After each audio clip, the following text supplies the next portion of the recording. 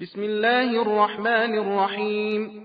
لقد أرسلنا رسلنا بالبينات وأنزلنا معهم الكتاب والميزان ليقوم الناس بالقسط وأنزلنا الحديد فيه بأس شديد ومنافع للناس وليعلم الله من ينصره ورسله بالغيب إن الله قوي عزيز. ولقد أرسلنا نوحا وإبراهيم وجعلنا في ذريتهما النبوة والكتاب فمنهم مهتد وكثير منهم فاسقون. ثم قفينا على آثارهم برسلنا وقفينا بعيسى بن مريم وآتيناه الإنجيل وجعلنا في قلوب الذين اتبعوه رأفة ورحمة ورهبانية ابتدعوها ما كتبناها عليهم إلا ابتغاء رضوان الله فما رعوها حق رعايتها فآتينا الذين آمنوا منهم أجرهم وكثير منهم فاسقون.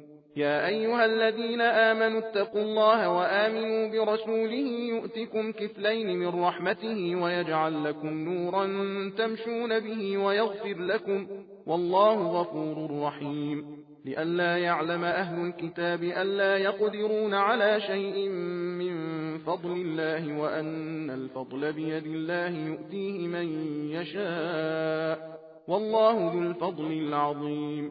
بسم الله الرحمن الرحيم.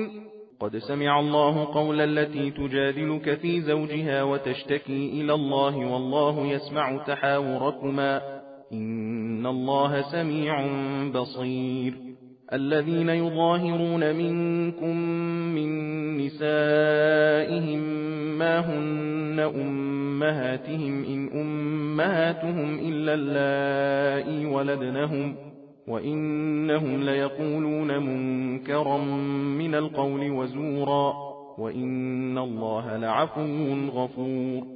والذين يظاهرون من نسائهم ثم يعودون لما قالوا فتحرير رقبة من قبل أن يتماسا ذلكم توعظون به والله بما تعملون خبير.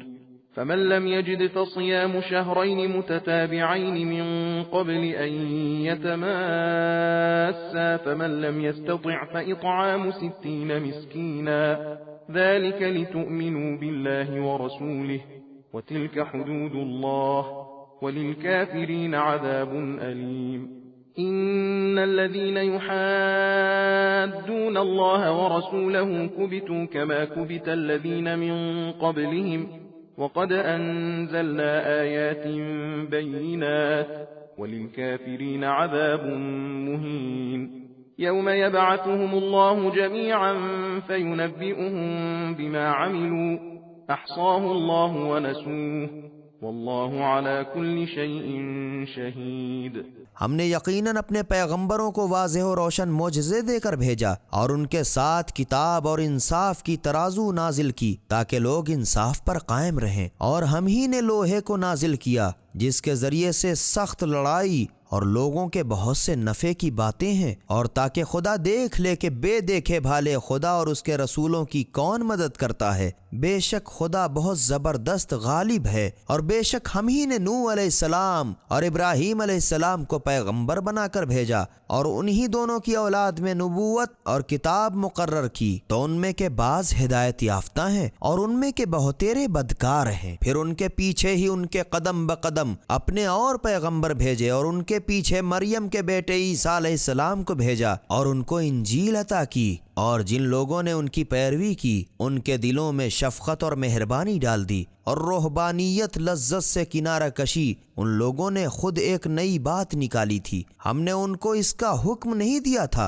मगर उन लोगों ने खुदा की खुशनुदी हासिल करने की गरज से खुद ईजाद किया तो उसको भी जैसा निभाना चाहिए था ना निभा सके तो जो लोग उनमें से ईमान लाए उनको हमने उनका अज्र दिया اور ان میں کے بہتیرے بدکار ہی ہیں۔ اے ایمانداروں، خدا سے ڈرو اور اس کے رسول محمد صلی اللہ علیہ وآلہ وسلم پر ایمان لاؤ، تو خدا تم کو اپنی رحمت کے 2 حصے اجر عطا فرمائے گا، اور تم کو ایسا نور عنایت فرمائے گا جس کی روشنی میں تم چلو گے، اور تم کو بخشش بھی دے گا، اور خدا تو بڑا بخشنے والا مہربان ہے۔ یہ اس لیے کہا جاتا ہے تاکہ اہل کتاب یہ نہ سمجھیں کہ یہ مومنین خدا کے فضل و کرم پر کچھ بھی قدرت نہیں رکھتے، اور یہ تو یقینی بات ہے کہ فضل خدا ہی کے قبضے میں ہے، وہ جس کو چاہے عطا فرمائے، اور خدا تو بڑے فضل و کرم کا مالک ہے۔